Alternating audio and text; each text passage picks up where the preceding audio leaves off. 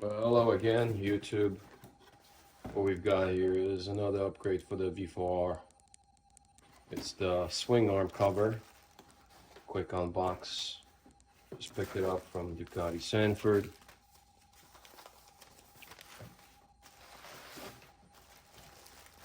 I'm prepping this bike basically for track day coming up in Daytona. It's going to cover this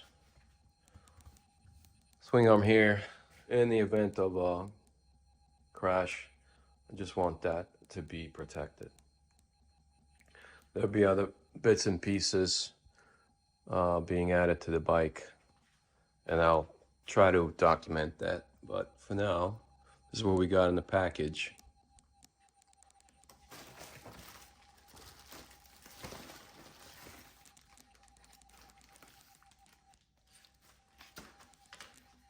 The carbon piece itself.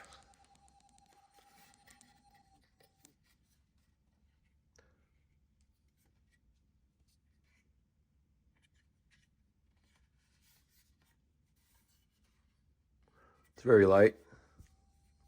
I'm not going full weight or anything. This is simply to protect, hopefully, as much as possible. And I'm going with the one that has a titanium piece sticking out. Hopefully that'll absorb some of the impact. I figured if it's all carbon, it's just gonna wear right through and damage the swing arm, but this provides a little bit more protection. It's significantly more expensive. This is $400 something, where some other options are in the 200s.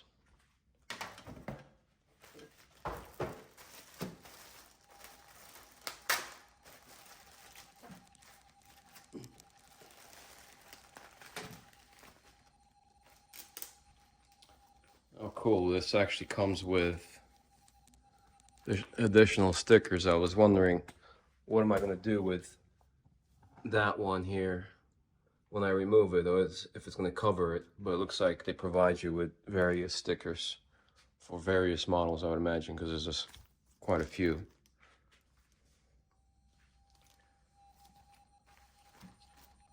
Yeah, there's a lot of stickers here. I'll go over them.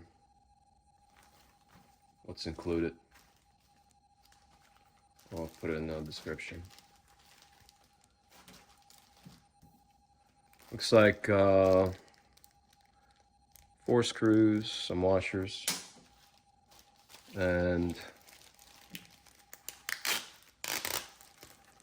the titanium piece, which is actually quite heavy. I would imagine it's plastic that's most of the weight. And there's the insert. And my buddy just came in to help me install this. So the instructions say to undo this screw here. There's another one of the right there.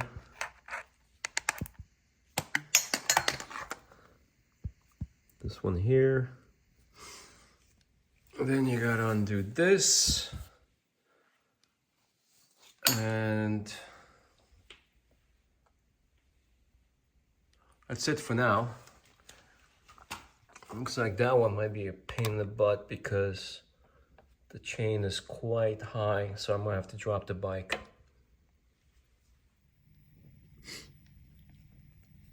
Looks like one down.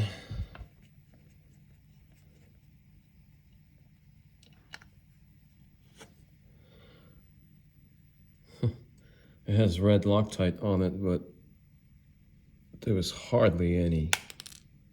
I mean, it broke, really. It broke loose easily. All right, now we're gonna get down to that one. Much easier to get to. Okay, the second one came off. But what was really surprising was how little force. I mean, it almost took no force to break it loose. So they say, I think 5 Newton meters to put it back in. I'll double check, but very, very minimal, almost finger tight. So quite surprising. And by the way, that was a 5mm hex, and I used these rounded hex. It came in handy, especially for the first screw over there. Now we're gonna take that one. I don't think that's a 5. Yeah, that's probably a 3. So that's a 4mm hex.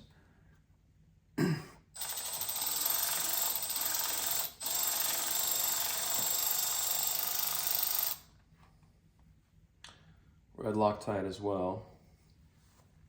And there's one in the back here of the wheel.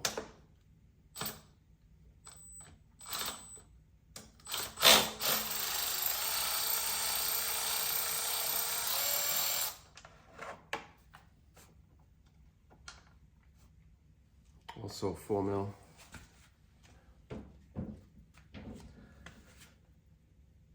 They do look identical,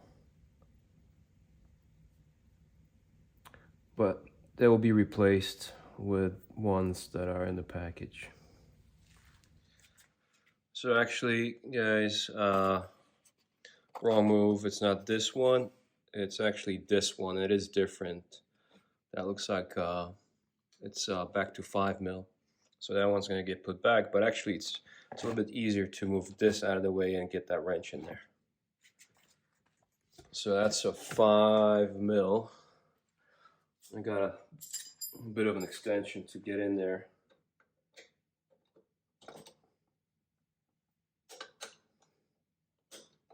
And hopefully it's not going to take too much. Yeah, it's hardly any.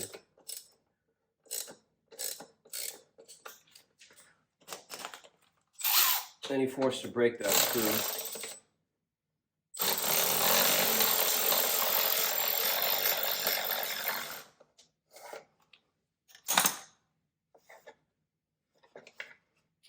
Yeah, it's kind of similar to the ones that were on the bottom.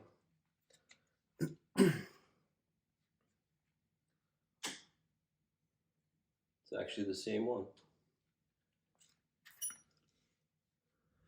All right, now we will be removing this screw here, and it says 1 screw, and then pull this out. So that's a 4mm.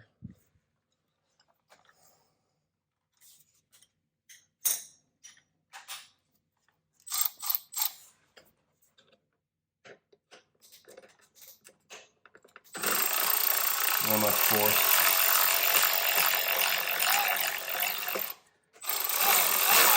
All these screws, you don't want to over tighten it, I guess, when you put it back. It's a long, about 1 inch long with a washer. It's a 4mm hex, and this is supposed to come out, and it did. And instructions say to clean this. I will. I'm going to degrease this. Why not? So, to be continued. Alright, the bottom chain splash guard is cleaned. Now we're going to remove this sticker. I'm still going to try to not tear it up, although I do have new ones. But I'm just going to try to preserve it.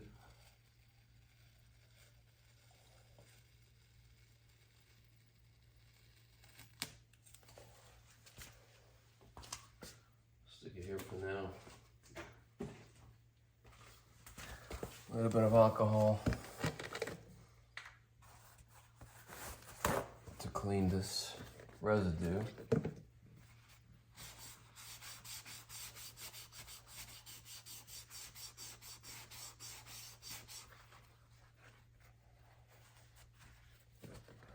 Just going to wipe this whole thing down because there will be some glue going on. I haven't looked at the directions yet, but might as well do it.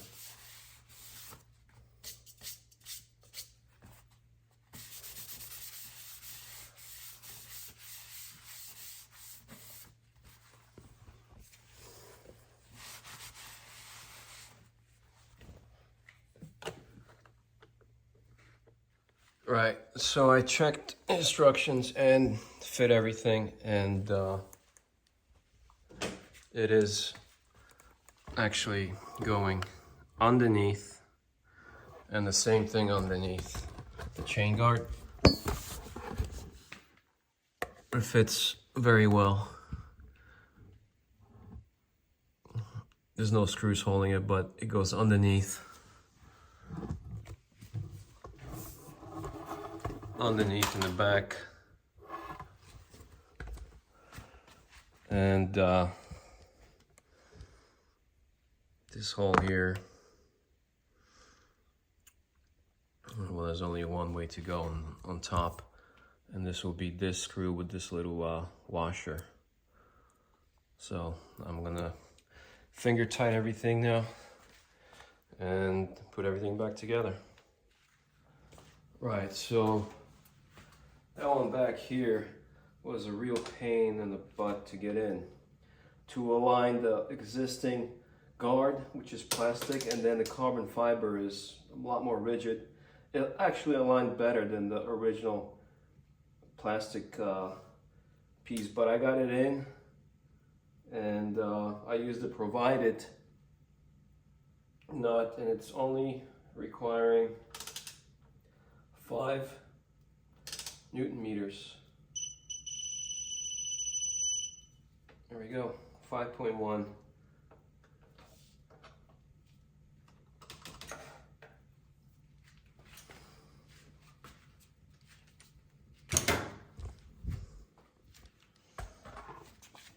Yeah, that one was a real pain in the ass to align the carbon and then the plastic piece.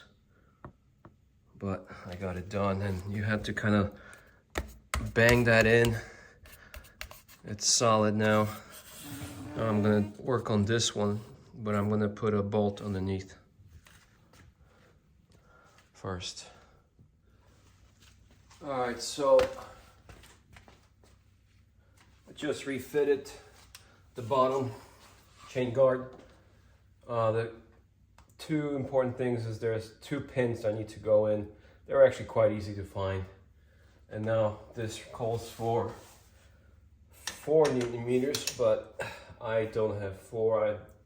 Lowest I could go is 5, but I will see it. It's 3.3, 4.1. They're very, very low torque specs, just to make sure it's not over tightened. You don't want to really over tighten these.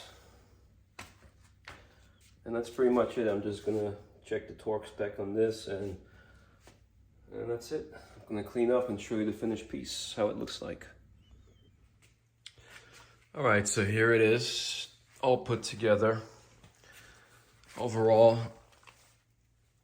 half hour to 45 minutes. It probably could have been 20 minutes, but there are certain screws that give you a hard time, as always with any project. Namely, the one in the back here was a bit of a pain in the rear end to align the 2 different components, the chain guard and the carbon piece. That was 5 Newton meters, 5 Newton meters on the bottom, and 4 Newton meters, or actually 5 Newton meters over here as well. Fit and finish is quite well, quite nice. There is a gap that I'm not too fond of, but I understand that this is the plastic piece over here that sits between the swing arm and the carbon piece that, well, I guess you can't do anything about that, but it is on pretty solid. Again, namely, the reason for this product is because I figured the metal piece will take the brunt of the impact should I go down, and protect the swing arm, which is, I believe it's about $3,000 from Ducati. Again, prepping this bike for track day in Daytona on the 21st of November. There's more pieces coming. There is going to be changing the master cylinder for the new Brembo Corsicoda R, I think they call it, and track fairings will go on it. I do have some Evotech sliders. Definitely a must with rear sets. These are the CNC Racing bronze. I didn't know how bronze would go with this bike, with the looks. I wanted to go silver, but then I figured let's do something different, and I think they go pretty well. The bronze kind of goes with the engine case. Over here it's bronze, so it's okay. There's another STM alternator cover that's on the way from Bellissimoto. This came in from Italy through them as well. I went with the STM because it is the STM makes the clutch, so I figured why not. Plus I saw some World Superbike teams use it. Exhaust, I still don't know if it's going to be the Zard DM5 or the Akrapovic. Tail guard, the hogger is going to be replaced with some kind of a carbon, most likely the Ducati Performance one. A few other bits and pieces will be put on. And if you guys want something in specific to be put on, just leave it in the comments, and I might make a video of it. If you have any questions on this bike, also leave a comment. I will do a review. I have about 1,800 miles on it, and she's been great so far.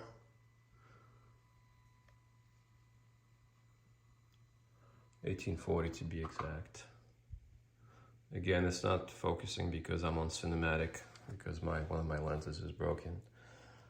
What else did I do? Those stall boss bleeders, they're a must. I put them everywhere on all my bikes. I've got the Pikes Peak R9T, they all have these bleeders. And a Breeze, one-man job. And so far, this I made a video of this.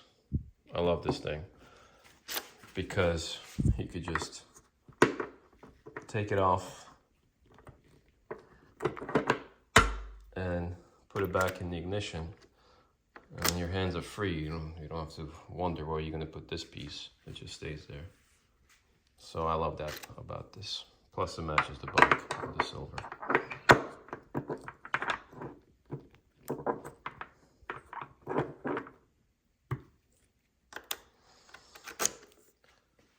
And that's about it.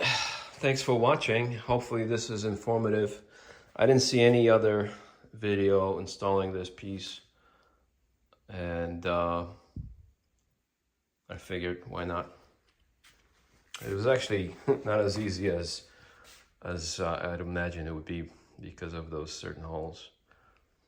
But thanks. Till next time.